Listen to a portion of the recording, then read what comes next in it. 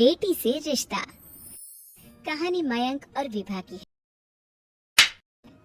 मयंक एक अच्छी नौकरी करता था, लेकिन विभा की जाति का ना होने के कारण विभा के माता पिता शादी के लिए नहीं मानते हैं।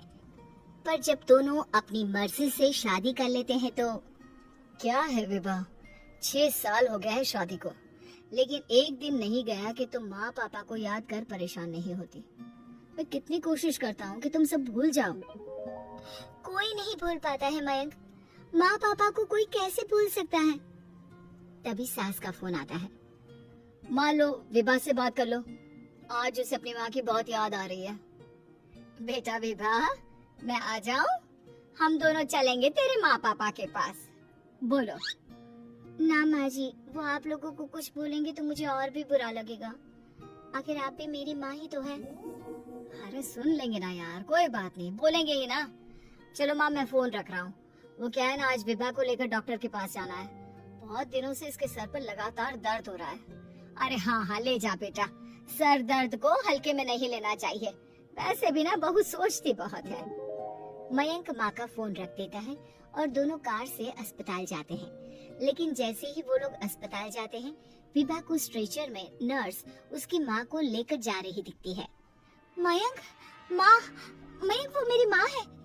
इतने सालों बाद देखी भी तो इस हाल में मैं उनके पास जा रही हूँ। अरे रुको, कहीं वो लोग तुम्हें देखकर और परेशान ना हो जाए, या फिर तुम्हें कुछ बोल ना दे विभा, तुम फिर परेशान हो जाओगी। मयंक कैसी बात कर रहे हो, वो माँ है मेरी। विभा पास खड़े अपने चाचा चाची से बात करने की कोशिश करती है, लेकिन वाह, तेरे जैसी बेटी जिसकी हो वो तो मर ही जाए तो अच्छा है। वैसे पार्क में पैर फिसला है तेरी माँ का, रीढ़ की हड्डी टूटी है। रिद्धि को चाची की बात का बिल्कुल बुरा नहीं लगता। शायद वो सुन ही नहीं रही थी कि चाची क्या कह रही थी। वो सीधे माँ के कमरे में जाती है। कौन है आप? ये मेरी माँ है, मेरा नाम रिद्धि। रिद्धि नाम है ना आपका?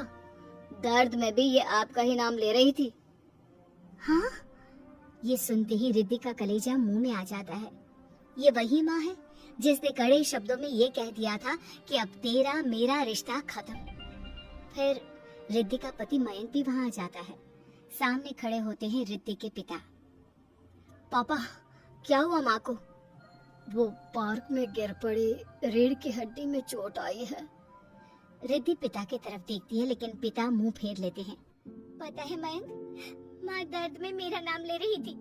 मेरी माँ मुझे याद कर रही थी मयंक। मैं माँ को कुछ नहीं होने दूंगी, देख लेना। हाँ रिद्धि, हम मिलकर माँ का ख्याल रखेंगे, उन्हें फिर से खड़ा कर देंगे। लेकिन भैया कहाँ है? रिद्धि पिता के सामने जाकर खड़ी हो जाती है। पापा, भैया कहाँ है? वो अमेरिका में है, वो नहीं आ पाएगा। रिद्धि फिर माँ की ओर ध्यान कर लेती है। उस पूरी रात रिद्धि माँ को देखती खड़ी रहती है। पिता मन ही मन सोचते हैं, जब इतना ही प्यार था तो क्यों चली गई किसी एक अजनबी के लिए हम सभी को छोड़कर। तभी डॉक्टर बाहर आते हैं। आपकी वाइफ को होश आ गया है, क्या मैं उनसे मिल सकता हूँ? जी नहीं, वो बार बार अपनी बेटी का नाम ले रही है। रिद्धि बेटा, तुम अंदर चली जाओ। माँ रिद्धि को देखकर रोने लगती है। बेटा, माँ के गले लग जा। मैंने तो सोचा था तेरा चेहरा देखे बिना ही मर जाऊंगी। ऐसे कैसे? भला मैं अपनी माँ को कुछ कैसे होने दे सकती हूँ? माँ उठने की कोशिश करती है, लेकिन वो उठ नहीं पाती। देखिए, आपकी रीढ़ की हड्डी में फ्रैक्चर है। मुझे प्यास लगी है, पानी पीना है। रुको माँ, मैं हूँ ना, मैं पिलाती हूँ पानी अपनी माँ को। कोई और नहीं आया? तेरे चाची चाचा आए थे माँ, पर शायद मुझे देखकर चले गए। जाने थे, इस वक्त भी पुरानी रंजिश देख रहे हैं। और रंजिश भी कैसी? माँ अपनी बेटी से नाराज ही तो थी। रिद्धि अब पूरे समय माँ के साथ रहती है। उनके हर काम को करने में उनका सहारा बनती है।